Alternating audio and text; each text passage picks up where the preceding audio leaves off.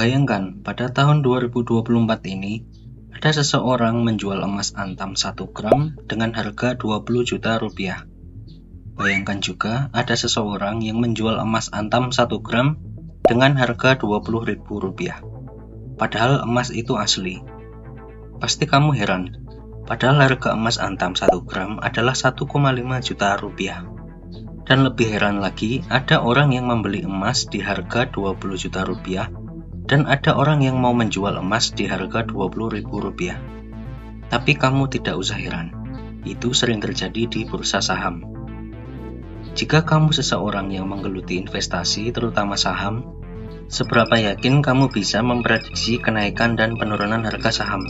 Atau bagi kamu yang masih awam mengenai pasar saham, pernahkah kamu bertanya-tanya mengapa investor terkadang tergila-gila membeli saham saat harganya naik tinggi dan panik menjualnya saat harganya turun drastis? Jawabannya terletak pada psikologi investor itu sendiri. Pasar saham bukan hanya tentang angka dan grafik, tapi juga tentang emosi investor yang menggerakkan harga saham itu sendiri. Salah satu investor terbesar saat ini, Warren Buffett, pernah menceritakan pengalaman pertamanya saat membeli saham. Pembelian saham pertama Warren Buffett tidak mulus. Buffett saat usianya baru 11 tahun sudah mulai berinvestasi saham. Mungkin bagi kita dulu yang berusia 11 tahun masih main gundu di belakang rumah tetangga, atau mungkin main PS di warung rental PS. Warren Buffett bersama kakaknya Doris membeli 3 lembar saham Citi Service Preferred yang dihargai $38,25 per lembar dari tabungannya. Dia percaya diri untuk membeli sahamnya karena telah menganalisis grafik harga dan Citi Service Preferred adalah saham favorit ayahnya. Sayangnya, saham yang dibeli Warren Buffett sempat turun di harga terendahnya yaitu $26,95. Sahamnya turun 30% dari harga awal. Dan hal itu membuat kakaknya yaitu Doris sangat gelisah. Doris selalu membujuk Buffett menjual sahamnya agar tidak turun lagi. Namun Warren Buffett tidak terlalu memperdulikannya. Hingga akhirnya saham yang mereka beli naik menjadi $40 per lembar. Akhirnya mereka memutuskan menjual semua sahamnya. Keuntungan dari penjualannya adalah $5. Tapi yang membuat sedih Warren Buffett adalah saat harga saham Citi Service Preferred dengan cepat menembus harga 202 per lembar. Dan setelah dihitung-hitung, dia sadar bahwa telah kehilangan keuntungan lebih dari $400. Karena saat itu butuh waktu 5 tahun untuk menabung dan mengumpulkan uang $120.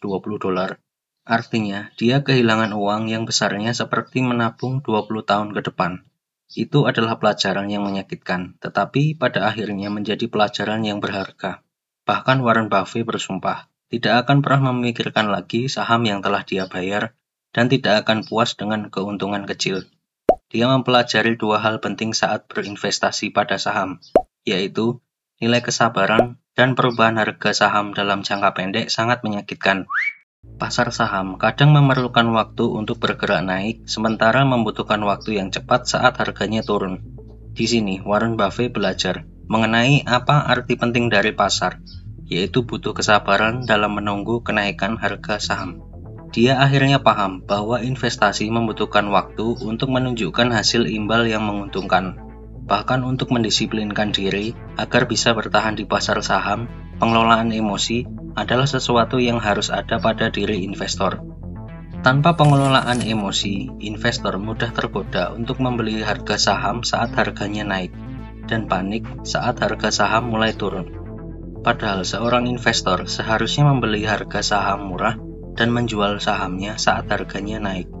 Itulah yang dinamakan sebagai capital gain. Secara teori, investor dikatakan cuan jika selisih harga jual dikurangi harga beli harus positif. Kalau negatif, ya boncos namanya. Sekali lagi, itu cuma teori. Namun kalian harus tahu, kalau kebanyakan investor di bursa saham justru berlaku sebaliknya. Beli saat harganya naik dan menjualnya saat harganya turun karena panik. Sama seperti Doris yang menyuruh Warren Buffett untuk menjual sahamnya saat harganya turun. Lalu kenapa investor melakukan hal yang sama seperti Doris? Begini, perubahan harga saham dalam jangka pendek selalu menyebabkan emosi tidak stabil. Harga saham sangat volatil dalam jangka pendek. Sehingga kebanyakan investor di bursa dipengaruhi rasa takut saat harga sahamnya turun, serakah saat harga sahamnya naik, dan optimisme berlebihan yang mengarah pada keputusan tak rasional saat membeli saham gorengan yang tak bernilai. Jadi tidak heran jika pasar saham rupanya didorong oleh kekuatan psikologis pada diri investor. Tentu saja emosi mengaburkan penilaian investor saat memilih saham di bursa. Keputusan investor dalam membeli dan menjual saham tidak selalu didasarkan pada logika dan analisis rasional semata. Dorongan keputusan pembelian saham dapat dijelaskan jika dilihat dari prinsip-prinsip perilaku manusia.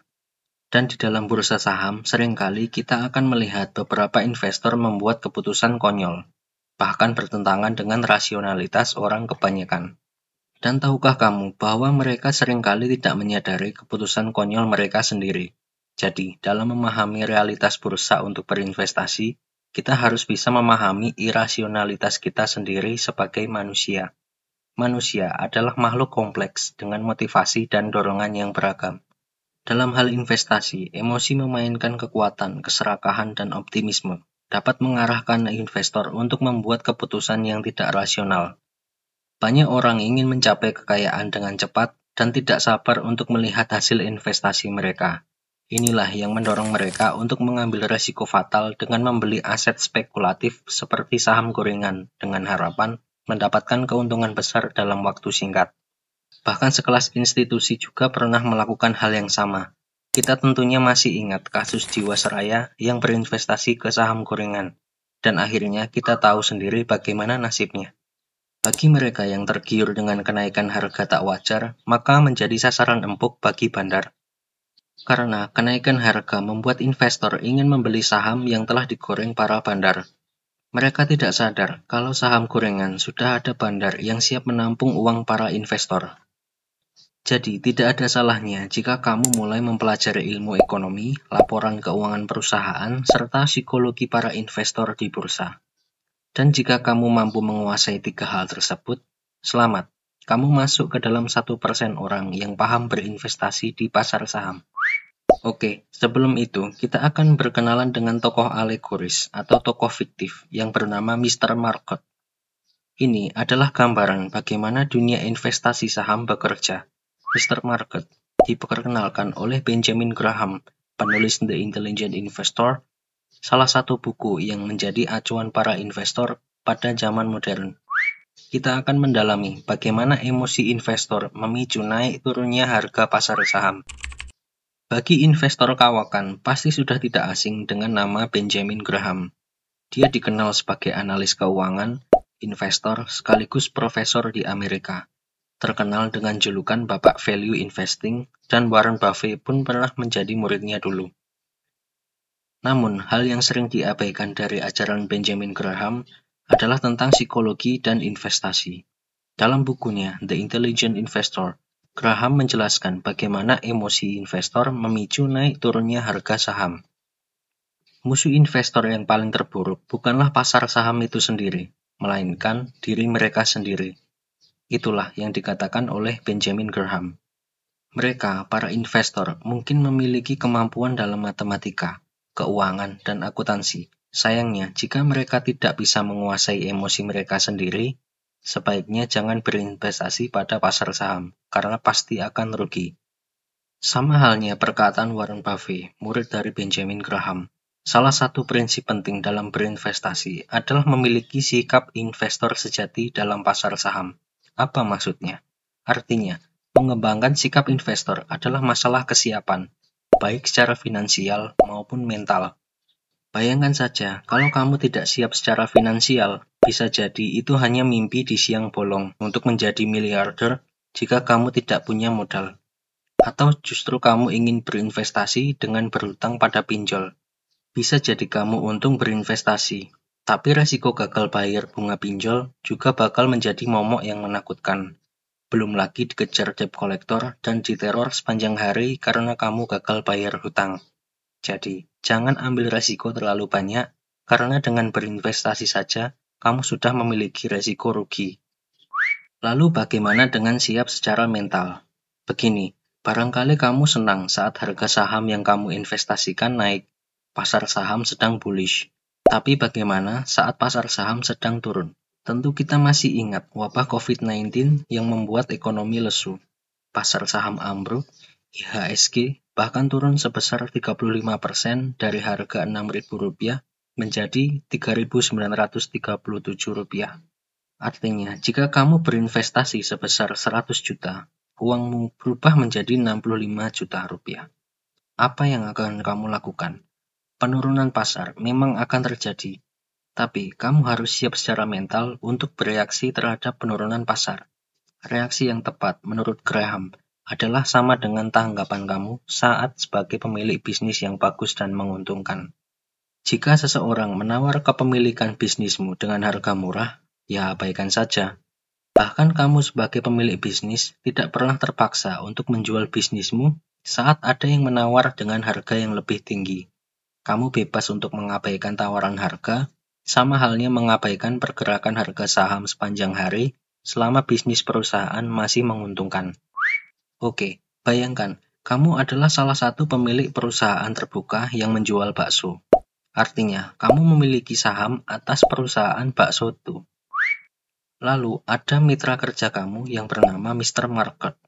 Tugas Mr. Market adalah memberikan kutipan harga, di mana Mr. Market bersedia membeli saham kamu atau menjual miliknya kepadamu. Beruntungnya, kondisi bisnis perusahaan bakso kamu stabil dan menguntungkan, karena bakso kamu laris banyak pelanggan, tapi kutipan harga Mr. Market tidak stabil. Suatu hari, Mr. Market senang karena bisnis bakso kamu direview YouTuber terkenal. Bakso kamu terkenal dan semakin banyak pelanggan yang mau beli bakso kamu. Dan Mr. Market memberikan kutipan harga yang lebih tinggi untuk bisnis bakso kamu. Suatu saat, Mr. Market merasa sedih karena ada berita yang beredar mengenai bakso yang dicampur dengan boraks dan formalin. Mr. Market berpikir kalau bisnis bakso sudah tidak menguntungkan lagi. Lalu, Mr. Market memberikan kutipan harga murah untuk bisnis bakso kamu. Tapi, kamu tidak kehilangan akal. Kamu mengecek bisnis bakso kamu, dan bisnis bakso kamu masih menguntungkan sama seperti biasa. Rupanya, bakso buatan perusahaan kamu juga bebas dari boraks dan formalin karena sudah diawasi oleh BPOM. Besoknya, saat Mr. Market menawarkan harga baru untuk bisnis bakso kamu, tiba-tiba kamu memarahinya dan mencaci maki Mr. Market. Karena berita mengenai bakso yang dicampur boraks dan formalin tidak membuat keuntungan bisnismu menurun. Tapi, Mr. Market tidak peduli untuk dimarahi dan dicaci.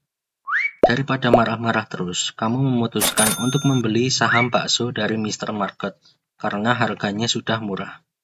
Bahkan jika kamu mengabaikan kutipan harga Mr. Market pada esok harinya, Mr. Market juga kembali lagi untuk memberikan kutipan harganya esoknya lagi. Dan seterusnya dan seterusnya. Mr. Market adalah gambaran bursa saham yang terjadi pada saat ini. Graham mengingatkan kepada kita bahwa harga yang ada di bursa tidak selalu sama dengan kualitas perusahaan. Saat bursa sedang dalam ketakutan dan menyebabkan harga saham turun, kamu bisa mengabaikannya atau memanfaatkannya untuk membeli saat harganya murah. Saat bursa sedang serakah tinggi-tingginya, kamu bisa menjual perusahaanmu atau mengabaikannya. Tetapi kamu bakal rugi jika bursa memengaruhi emosimu. Jika kamu membeli saat bursa sedang serakah dan menjualnya saat bursa sedang ketakutan, ya rugi dong. Bahkan setelah Graham menciptakan tokoh Mr. Market sejak 70 tahun yang lalu, rupanya masih saja yang berperilaku tidak waras. Investor masih bertindak irasional. Ketakutan dan keserakahan masih merasuki pasar. Selain penilaian bisnis yang baik, investor perlu memahami bagaimana melindungi diri mereka dari sentimen yang diberikan oleh Mr. Market. Lalu, bagaimana caranya agar seseorang investor terbiasa? Tentunya, hal yang terpenting adalah ilmu tentang perilaku keuangan, suatu bidang yang akan membawa kita memasuki wilayah keuangan dan psikologi. Ilmu tentang perilaku keuangan merupakan suatu hal yang baru di dunia modern ini, tetapi menjadi sangat penting dalam membentuk pola pikir seorang investor agar lebih bijak dalam mengendalikan emosi. Ingat, saat menjadi seorang investor, IQ bukanlah segala-galanya. Kecerdasan emosi atau EQ sangat berperan penting untuk menghindari kerugian dalam berinvestasi. Oke, karena saking banyaknya kekonyolan investor yang ada di bursa, bahkan dalam kehidupan sehari-hari, lebih baik video ini akan menjadi suatu segmen yang akan kami namai sebagai kekonyolan investor. Oke, kita masuk di kekonyolan investor part 1. Satu hal yang perlu kamu sadari, bahwa investasi memiliki kaitan erat dengan psikologi. Oke, kita mulai dengan suatu hal yang sederhana. Coba tanyakan kepada orang yang pernah mengendarai mobil, dan tanyakan seberapa kemampuannya dalam mengendarai. Kebanyakan pasti menjawab bahwa mereka adalah pengemudi dengan keterampilan di atas rata-rata.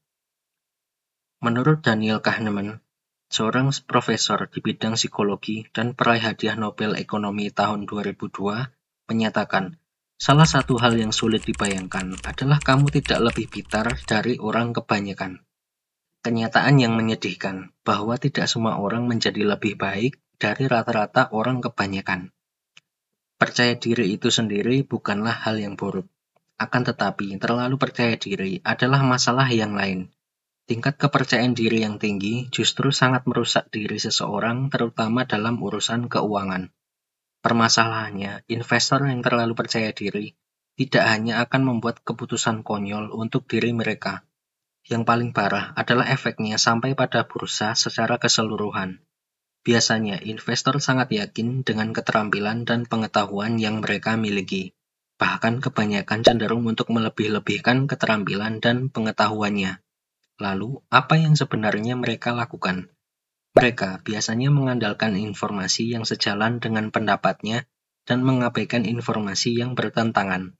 Selain itu, pikiran mereka bekerja untuk menilai informasi apapun yang tersedia, bahkan tidak mau mencari dan mempelajari informasi yang tidak banyak diketahui.